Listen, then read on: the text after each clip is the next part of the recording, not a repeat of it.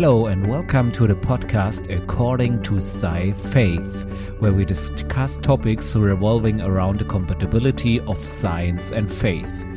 I'm Joshua Göcking and you're listening to According to Sci-Faith. Episode 55, Thinking Too Small. The ancient Greeks were of the conviction that the earth, with its natural laws, that they only would hold unto a certain amount, basically up to the moon, and then the other laws would be rule. And these other laws in the superlunar realm, which they called it, they were basically the laws of the gods, of the nymphs, and all these beings in their mythology, and they would be harmoniously, like the planet, how the planets moved, and so it would be really harmoniously in difference to this world where it was kind of more seemingly more chaotic and so on. And this is basically how they were thinking of it. And if you just look at from their point of view, it kind of also made sense, because if you just looked on this earth, you would see everything falling down. So if there were some bodies, they would fall down. But then you look into the sky and you see these huge objects in the far distance from you, but they move around in kind of spherical traces or trajectories. So you would think of, okay, this is different than what I observe here on Earth, and then you might think, okay, in the heavens, in the sky, there seem to be different laws in place than they are here on this world. So therefore, they came to this conviction, which was pretty much taken over by the Christians, or through Christendom, or most of Christendom. One was also of this conviction that there were these two areas, or these two realms where different laws were holding, and only through Newton's law of gravity, they came to the conclusion that these two ways of bodies behaving were basically one sides of the same laws, of the same gravitational laws, and they were so the gravitational laws that were holding true on this Earth were also true for the movement of the stars and the planets.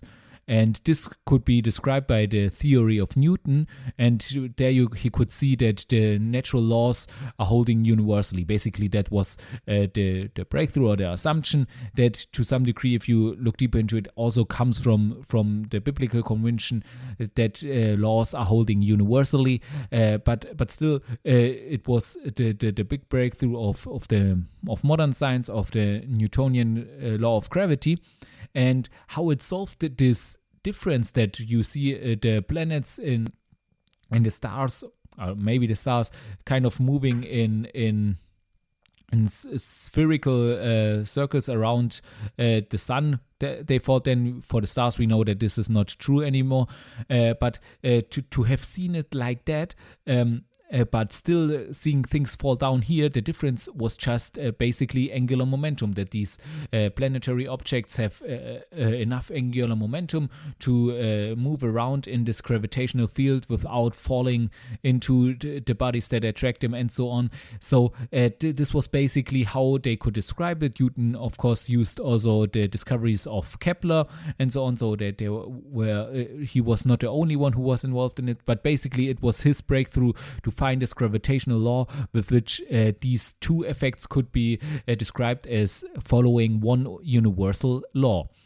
So many have concluded from that this world beyond the natural does not exist at all. So the Greeks are thinking there is some divine world beyond the moon, and basically it turns out that the area beyond the moon is described by the same laws, natural laws that we have here. So that seems to not exist. So they turned to something like atheism and materialism.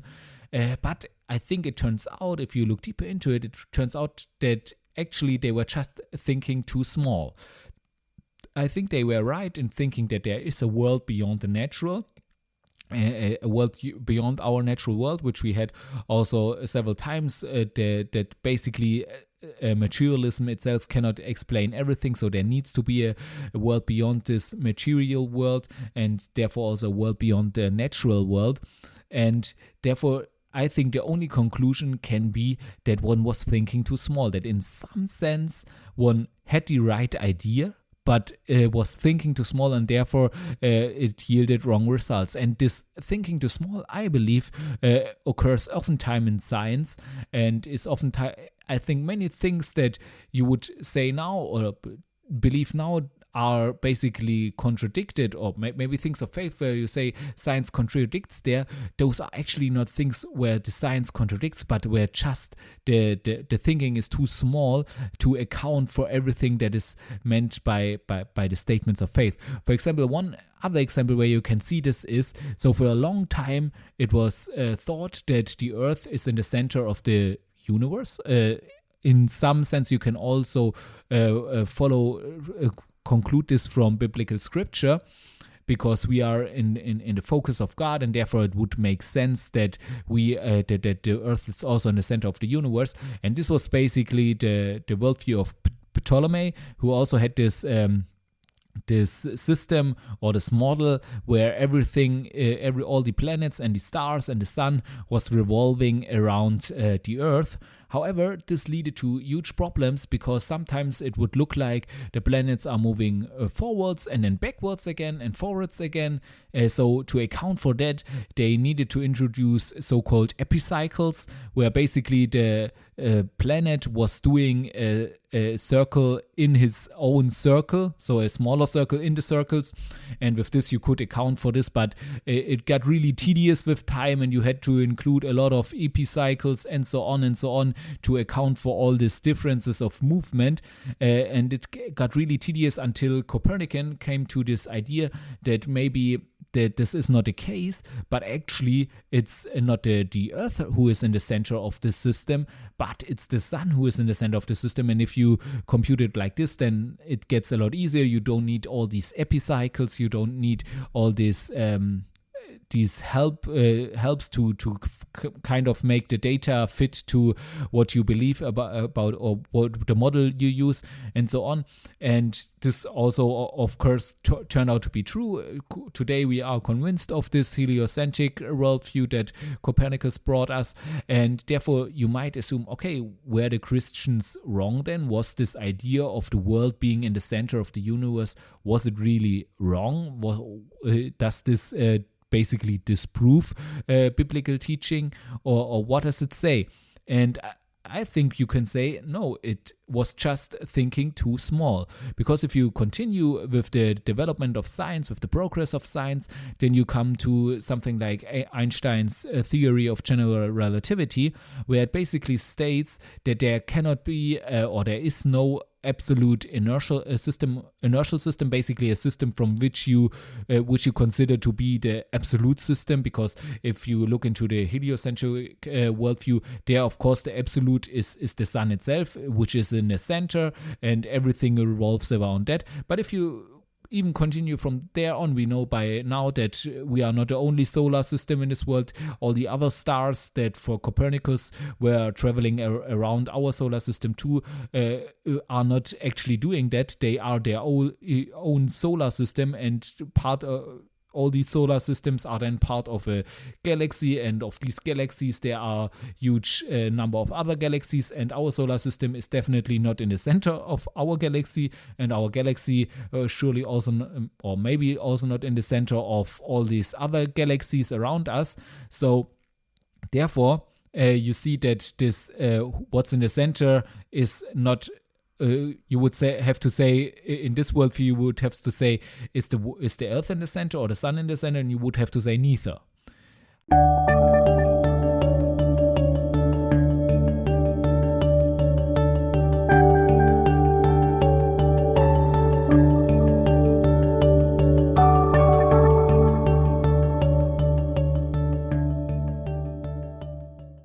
Okay, time for a short break.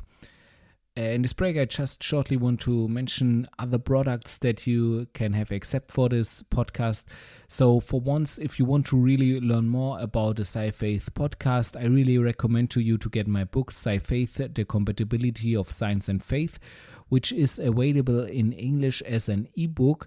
You can order it at Amazon. I really encourage you to read it to get a deeper insight into the ideas behind Sci-Faith, how science and faith can be combined, how they are compatible, and in which way you can find this or combine them to each other. Also, if you like reading novels, especially if you're interested in science fiction, I recommend to you my book Alien Thoughts, which is also about technical topics. Also, these ideas of Sci-Faith are baked into this book and many other ideas. Basically, the whole story of the gospel is told in a way in a science fiction story. So if you are interested in this, I really recommend it to you. This is also available as an ebook, also in English. And I also have, if you are familiar with the German language, I also have a new crime novel. It's called the Odysseus Liste, where it is about basically a murder that needs to be, or it looks like a suicide, and it needs to be resolved. And there are many also interesting points in it about open source technology and so on. And also it has this idea behind Sci-Faith that you also find in my book, Sci-Faith, The Compatibility of Science and Faith. It's also in there. So I'm always, when I'm writing these books without this intention of putting these ideas into it, I'm always astonished that later I find that they still are in this, because those are basic principles, and I think it's interesting how they come up basically everywhere in every story and so on. And if you are interested in this, it's a pretty short book. You need to be able to read German, of course. It's only 75 pages or something, so it's a quick read, but it's also really exciting and a really nice story, I think. And this you can also order at Thalia. And I'm looking into, maybe I can do an English version of this. I see what I can do. And if so, then I will announce it as soon as it is possible. Maybe also the books I mentioned right now, except for the last one, they are only available as ebooks. Maybe I will convert them into a print version that you can also get a print version of this. If you would be interested in this, if you say, I really would like to read those books, but I only read print versions, then let me know. Then I know there is a demand for that, and then I will try to put more effort into this endeavor. And if you have any kind of feedback to my books, or want to write a review, or want to get in touch with me, and you can always use the contact form at my webpage, sci-faith.de/en. I really like to hear from you and get any feedback from you, and also ideas for new podcast episodes and so feel free to contact me at any time.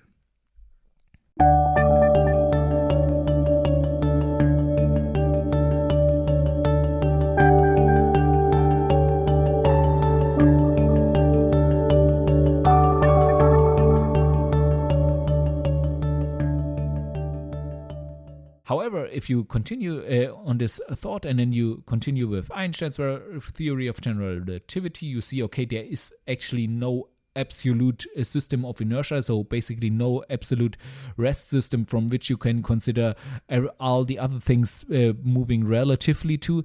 So everything moves relative to each other, but there is no absolute system from which you say, okay, that's the true rest frame from which all the other things can be considered to be relatively moving. And this was basically what Einstein brought. So in a sense, that would be like saying, okay, what's in the center of the universe? And then you would have to say nothing, because there is no center in this worldview. However, if you then continue, then you come to this observation that everything seen from Earth, everything in the universe, or the universe, looks the same in every direction. So if you just look in this direction, that direction, everything kind of looks the same, and there are certain explanations why that could be. And one possible explanation could be that the Earth is really in the center of the whole universe. So that the Earth is in the center of the whole universe, and that's why everything looks the same in every direction. oftentimes this explanation is rejected because it would make Earth to something special. And as I said, Einstein's theory of relativity itself states that something like that does not exist, and therefore this is rejected, and one rather assumes that the universe is homogeneously distributed. So that means that it looks to us it looks in each area about the same, because matter is kind of homogeneously spread around this universe, which also makes it, of course, possible to allow for a certain standard of time that we can really say how old the universe is, because if that would not be the case and there would be a lot of other mass in this place compared to the other place and so on, then time would, of course, also turn differently in these different areas of space. And if this would be not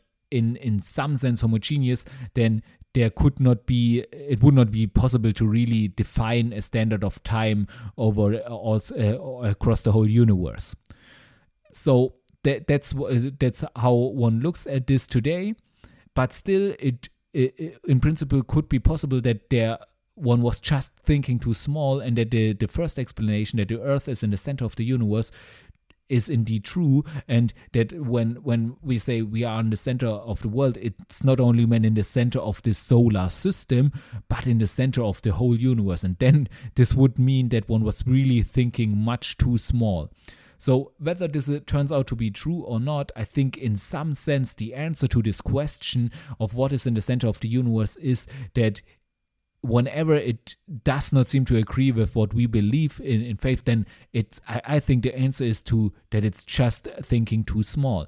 So because if you just come to this these seemingly contradictions of science and faith, I think there are three conclusions that you can make. You can either say, okay, the science has to be wrong. That's some things Christians are oftentimes judged for doing, that they say, okay, science has to be wrong because my faith says so. Okay, that's the one thing you can do. The other thing you can do is, of course, you can say, the science says it's such and such, and the faith says it's such and such. This does not agree, so the faith has to be wrong. The Christian faith, or what faith you are talking about, has to be wrong then. But I think there's a third option that you can take, where you just say, okay, science says this, my faith seems to point into another direction, so maybe I'm just thinking too small. Maybe the statement of faith shows a much greater thing than this little statement of science that I have there. And even then, if I grasp this greater statement, then I even can get a deeper insight into the science, can a deeper theory about science itself. And also I can expand my faith. I can come to a greater understanding of my faith, of the statements of my faith, and so on. And you might criticize this statement for, okay, then I just fit the faith to the scientific data, and whenever the scientific data seems to disagree, then I just turn some screws in my faith and turn it around such that it fits to the science. But I think this is misunderstanding what faith actually is and what science actually is, and that faith cannot, to misunderstand that the fact that to not understand the fact that faith cannot be disproved by science. That is basically not possible. Faith is on a completely different level, and it cannot basically be disproved by science, because faith itself doesn't make statements, scientific statements. It makes statements that lie beyond the scientific, and then it's completely logical. Whenever what science states seems to contradict with what faith says, then the contradiction itself only shows that one was thinking too small, one was thinking in the wrong way, or one was not really completely understanding this issue. You have the same also in science in many ways, where you have these kind of paradoxes, where you have, for example, you have in the theory of relativity, you have this twin paradox or different other paradoxes, and what they show you is not that the theory of relativity is wrong, but they show that it's really important to grasp this theory correctly in order to speak in the right way, because these paradoxes is basically speaking in the wrong way about a theory, and then this leads to a contradiction. And I think in the same way, contradictions of science and faith don't show that either of them is necessarily wrong, but they show that there is a higher way to think about it, that you need to dive in deeper and grasp the broader context, the broader thing of it, and to understand this. And therefore I think science and faith can be productive with each other, because they can in each way help each other to grasp the bigger concept, to think bigger, because we humans tend to think in really small ways, and if we come to these contradictions, they force us to think in a bigger way. They can either get us to just put a thing aside or say, this is wrong, whatever we want to put more faith in. But I think what it's actually calling us to do is to think bigger and to try to solve this contradiction in a way that where we can grasp both things, where we can have both things and understand them, unify them together, where they fit together, where we get a bigger view. And I think then if we do this, then I think our scientific theories will improve. We will get to better scientific theories that can describe more, that can grasp more of our nature, and also our faith will increase, because we will get a broader picture of our faith. We will understand more because we will think bigger, and we will understand therefore of course more. And also I think therefore I need to say that our faith, of course, does not come from science. It does not come from the understanding that science in some way is reasonable, or faith is in some sense reasonable, even if you trust the science or something like that.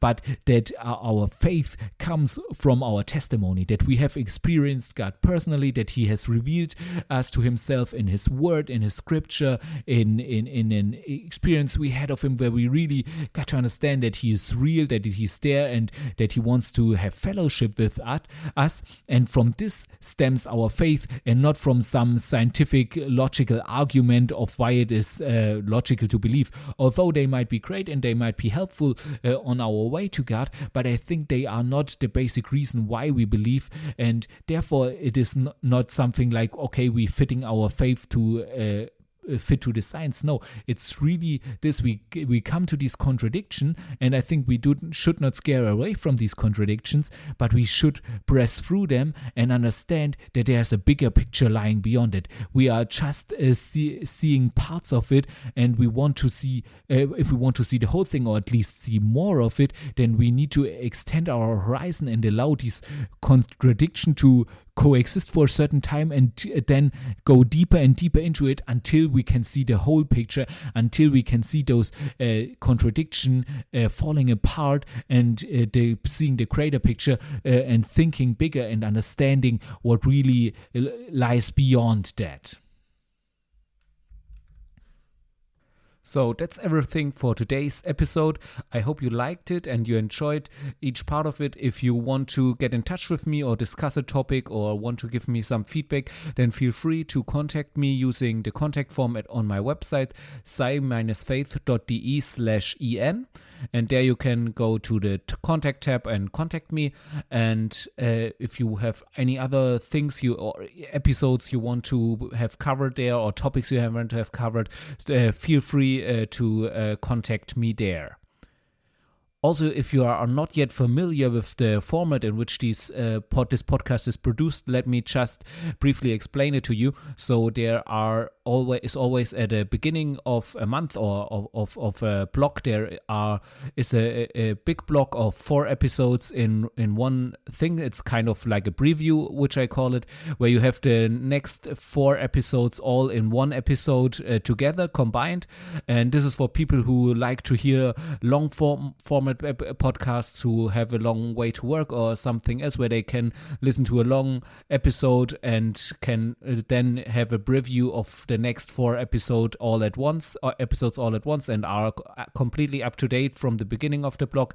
For those who like their episodes shorter, who prefer it if they have a half an hour or even less of a podcast episode, for those there is every week afterwards will appear a podcast episode almost in that length, and this way I can publish every week a new podcast every episode, and everyone can have it his own way, either once a month a long chunk of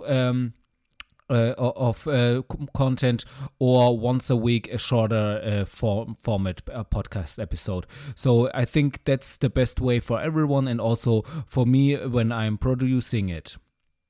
Please also note that this is an independent podcast, which means that it is recorded, produced, and marketed by me. So I really need your support in this. So if you like this podcast, then give it a 5-star rating. And if you have the time, even write a review to it. This just helps other listeners to become aware of this podcast, and then people who might be interested in this content can become aware of it. Also, if you have friends who you think would like this content, then recommend it to them and share it with them. Also, you can support me in other ways, for example by reading my blog and subscribing to my newsletter, or even by reading my books, which you can find on Amazon. For example, there is my latest novel out now is Alien Thoughts, which is pretty entertaining from the feedback that I gotten, and so it's also in some way related to science and faith. The topic of it is also in there, but of course you can also read the book to this podcast, Sci-Faith, The Compatibility of Science and Faith, which is also available in English since last year.